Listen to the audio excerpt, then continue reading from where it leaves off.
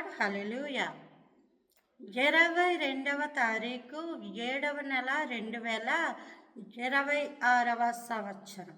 మన దేవుడు ఎంత గొప్ప దేవుడో, ఎంత శక్తిమంతుడో. ఆయన మనతో మాట్లాడుతూ అంటున్నారు. హబక్కూకు గ్రంథము 1వ అధ్యాయం 13వ వచనం. నీ కనుదృష్టి దుష్టత్వము చూడలేనంత నిష్కళంకమైనది కదా. చూసారా, దేవుని కనుదృష్టట దుష్టత్వము చూడలేనంత నిష్కళంకమైనది. దేవుని స్తోత్రం. దుష్టత్వము చూడలేనంత నిష్కళంకమైనది. దుష్టత్వము చూడలేడట దేవుడు. మనం అనుకుంటాం ఈ బాధలు, ఈ కష్టాలు దేవుడే పెట్టాడు, దేవుడే మేము పుట్టినప్పటి నుంచి శ్రమ పెట్టేస్తున్నాడు, మేము ఇలా కన్నీరు కారితే దేవుడికి ఇష్టం అని మనుషులు దేవుడి మీద ఈ నిందలు మోపుతుంటారు. దేవుడిని తప్పుగా అర్థము చేసుకుంటారు.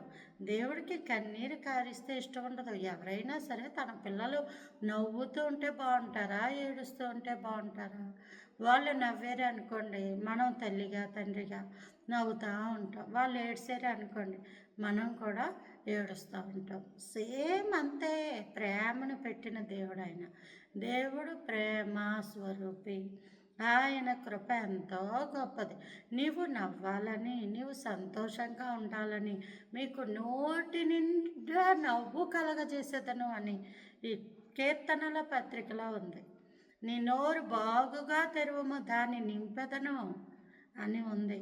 మనం నవ్వాలని, ఆనందంగా ఉండాలని, సంతోషంగా ఉండాలని, అధికారము చేయాలని, మనము దేవుడి పిల్లలుగా పిలిపించుకోవాలని, ఉన్నతమైన హోదాలో ఉండాలని దేవుడు కోరుకున్నాడు. దేవుడు అలా అనుకోబట్టే అధికారం లేదు, హోదా లేదు, నవ్వు లేదు, సంతోషం లేదు, ఆనందం లేదు, బ్రతుకుతున్న బ్రతుకు కూడా తగిన సార్థకం లేదు. అలాంటి బ్రతుకుల్లో ఉన్న మనల్ని దేవుడు ప్రేమించి ఆయన దిగి వచ్చి కన్నీరు తీసేసి, దుఃఖము తీసేసి, ఆయన అధికారం ఇచ్చి, హోదా ఇచ్చి, ఆనందం ఇచ్చి నించోబెడితే దేవుని చిత్తము కాని అడుగుతుంటారు వీళ్ళు. వచ్చిన బాధ అంతా అక్కడే. దేవుని చిత్తం కాదు. పెంట మీద నుంచి నిన్ను తీసాడు దేవుడు, సింహాసనం ఎక్కించాడు. ఇక్కడ కూర్చున్నా నువ్వు ఎవరిని చూడాలా? పైన దేవుని చూడాలా? దేవుని చూడరీలు లోకాన్ని చూసి దేవుని చిత్తం కానిది అడుగుతుంటారు. దేవుడు అది నేను ఇవ్వను, నాకు ఇష్టం లేదు, దానివల్ల నీకు క్షేమం కాదు, అది నా దృష్టిలో మంచిది కాదు అని చెప్తా ఉంటాడు.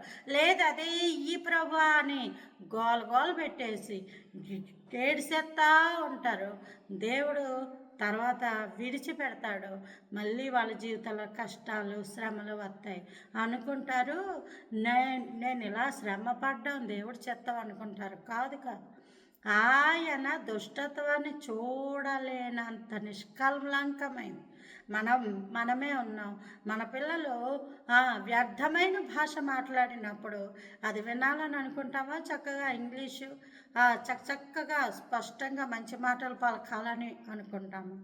మంచి మాటలు పలకాలని అనుకుంటాం, చెడ్డ మాటలు పలకాలని అనుకో. ఒకవేళ ఆ మాటలు వినాల్సి వస్తే అయ్యో ఎందుకు వినాల్సి వచ్చిందో అనుకుంటాం. దేవుడే కూడా అంతే. నీ నోట మంచి మాటలు ఉంచాలనుకుంటున్నాడు, నిన్ను మంచిగా చూడాలనుకుంటున్నాడు, నీ జీవితం ఆశీర్వాదకరంగా ఉంచాలనుకుంటున్నాడు. దేవుని చిత్తము కాని వాటి గురించి ప్రార్థన చేయకండి, అడగకండి. దేవుడిని బాధ పెట్టి మనం ఏమీ చేయలేం. దేవుడు అట్టి కృప అనుగ్రహించును గాక. Praise the Lord. ఆమేన్.